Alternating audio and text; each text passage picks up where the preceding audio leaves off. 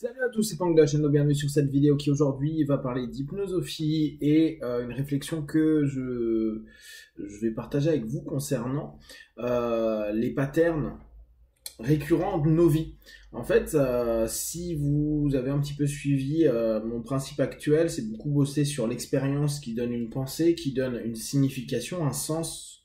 Et pour ceux qui suivent un petit peu la notion entre le subconscient qui donne du sens et le conscient donne de la logique, on a quelque chose d'hyper important à ce niveau-là. La pensée qui peut être irrationnelle, a du sens, quoi qu'il arrive, qui va entraîner des émotions, des sensations, et qui entraînera un comportement. Donc on a un cheminement assez récurrent chez nous par rapport à ce type de fonctionnement. En tout cas, moi c'est comme ça que je l'ai cartographié actuellement. Et dans ce cheminement-là, ce qui est intéressant à prendre en compte, c'est les patterns. Donc les patterns, ça va être les répétitions, les modèles de base qu'on a automatisés dans le subconscient, donc qui ont du sens pour le subconscient, mais que très certainement, on se rend bien compte logiquement, analytiquement, que ça bug un peu, et que ça nous rend pas si heureux que ça. Pour autant, vu qu'on utilise peu d'énergie et que c'est quelque chose qu'on est habitué à faire, on va le garder le plus possible, on va l'optimiser le plus possible avec ce que moi j'appelle les pertes acceptables, c'est-à-dire je peux peut-être tomber malade ou je peux ne pas vivre à l'optimum, mais je vis au mieux par rapport à l'énergie dépensée. Dans ce cheminement-là, en ce moment, je suis en train de cogiter au fait qu'on revienne tout le temps sur les mêmes patterns, et là, je vais aller dans des patterns spécifiques qui sont les patterns de pensée. La plupart d'entre nous, dans le quotidien, en fait, on pense toujours à la même chose. On pense toujours aux mêmes problèmes, on pense toujours aux mêmes éléments du quotidien. Alors bien sûr, hein, on peut avoir des variables, type on prépare des vacances ou une soirée ou une rencontre ou qu'importe. Néanmoins, sur le quotidien, et d'ailleurs c'est ce qu'on peut observer en cabinet, la plupart du temps, on est sur un système de repeat. Et nos pensées sont dans du repeat. Ce qui fait qu'au bout du compte, je sais plus le nom, mais on sait qu'on a le nombre, mais on a énormément de pensées dans la journée. Et pour autant, la plupart de nos pensées retournent toujours vers la même chose.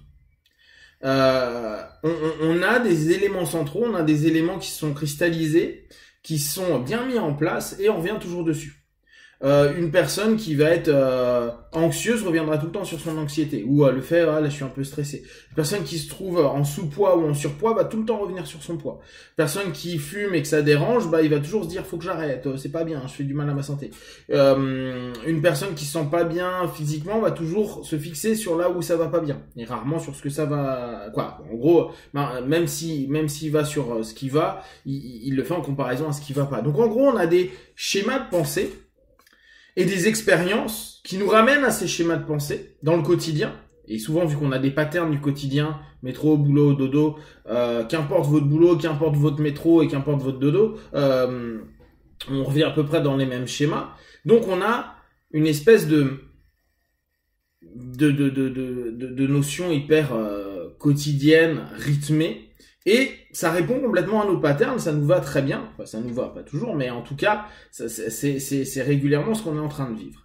Et donc dans ce cheminement-là, on va se dire, voilà, en gros mon pattern c'est un cadre. Et vous savez que très souvent dans la thérapie, notre objectif est d'ouvrir les cadres, de recadrer.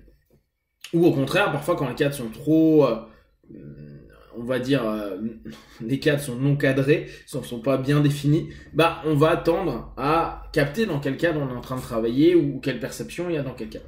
Là, en l'occurrence, je pense que la majorité, voire à peu près tous, on a des cadres récurrents de pensée. Et si vous voulez faire l'expérience, observez sur une journée tout ce que vous avez pensez en point clé, combien de fois vous êtes revenu sur le fait que je dois faire attention de pas manger une pizza parce que je vais prendre du poids, ou au contraire il faut que je prenne mon chèque de protéines parce que je veux prendre du poids, ou merde j'ai fini un paquet encore, j'ai vraiment pas confiance en moi, je suis pas allé voir mon patron, et ça fait déjà 3 semaines que vous vous dites qu'il faut aller voir le patron ou aller voir une personne ou dire quelque chose à quelqu'un. Observez, et puis observez ça sur plusieurs jours. Et regardez le nombre de fois où vous revenez en fait tout le temps à la même pensée, à la même logique. Alors après, en disant il faut que je le fasse, ah c'est pas bien. En gros, même nos critiques, même nos dialogues internes, c'est des repeats. À la limite, on pourrait se dire on a une touche et on appuie constamment sur des touches. Métaphoriquement parlant, ça peut être intéressant hein, sur une notion purement hypnotique de travailler avec cet état d'esprit-là, c'est-à-dire se dire bah, vous allez changer les touches, vous allez pianoter différemment sur votre subconscient. Néanmoins, la pensée donc nous ramène à des schémas qui sont hyper répétitifs. Donc en fait, si on s'arrête juste à expérience emmène pensée et emmène sens, et on s'arrête à ça, ça serait recadrer notre capacité à penser. Sauf que là, c'est extrêmement complexe. En gros, même si on fait des efforts, on revient toujours dans les mêmes patterns de pensée. De part parce que ça peut faire partie de notre personnalité, et je vais aller plus loin, de notre identité. Alors si on reprend Deals, on pourrait se dire, tiens, on est arrivé sur le haut de la pyramide avec valeurs, croyances et identité. Donc là, ça devient compliqué de se dire, attends, je dois penser avec des valeurs et des croyances qui seraient différentes. Et j'enlève la croyance, parce que la croyance peut être assez facilement transformée. Je dis pas que c'est simple, hein, mais facilement transformée. Et j'ai pas non plus la notion, comme beaucoup d'amis hypno, de dire tout n'est que croyance et il suffit de changer la croyance et tout change dans ta vie. J'y crois pas. Pour ça, toujours mon exemple, si il suffit de changer une croyance et que tout change, saute de mon 4e étage, parce que tu as la croyance que tu pourras voler et on verra combien de temps dans la réalité concrète, hors croyance, ça va tenir. Donc il y a toujours un delta.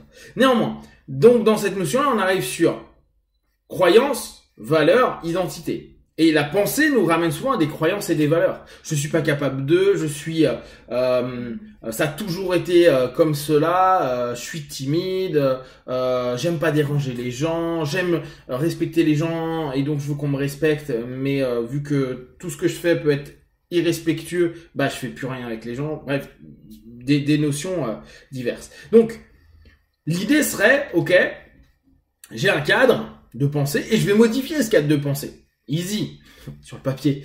Et là, il va y avoir un moment ou un autre. Comment je peux modifier ce cheminement? En gros, comment je peux recadrer? Parce que on a des patterns de pensée, on a des patterns de vie, métro boulot dodo, on a des patterns systémiques. Je vois toujours les mêmes personnes, les mêmes gars à l'entreprise, les mêmes gars à la maison, les mêmes gars au sport, les mêmes gars... Donc, en gros, j'ai une vie qui est hyper modelée. Alors, le terme, je l'aime pas trop, mais en tout cas, qui a un modèle qui est ultra récurrent. Donc, on est en train de se dire, je suis en train de répéter à longueur de temps des patterns qui m'emmerdent, qui sont issus d'une pensée, quoi, ou d'une expérience qui ramène à une pensée, et je dois recadrer et donc ouvrir des opportunités, alors que l'ensemble du processus qui est autour de moi est également cadré, et je vois toujours les mêmes concepts, et plus encore, on a certainement toujours les mêmes conversations.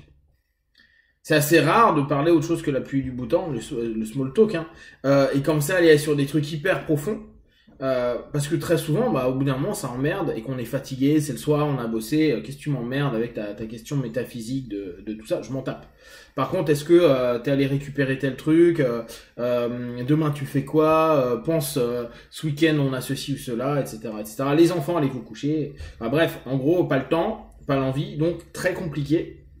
Et on est dans ce schéma où on commence à se rendre compte que il faudrait changer nos patterns de pensée, mais on fait que répéter nos patterns de pensée, et l'ensemble du système et même notre propre fonctionnement dans ce système ne fait que répéter les patterns de pensée parce que c'est moins fatigant, moins contraignant.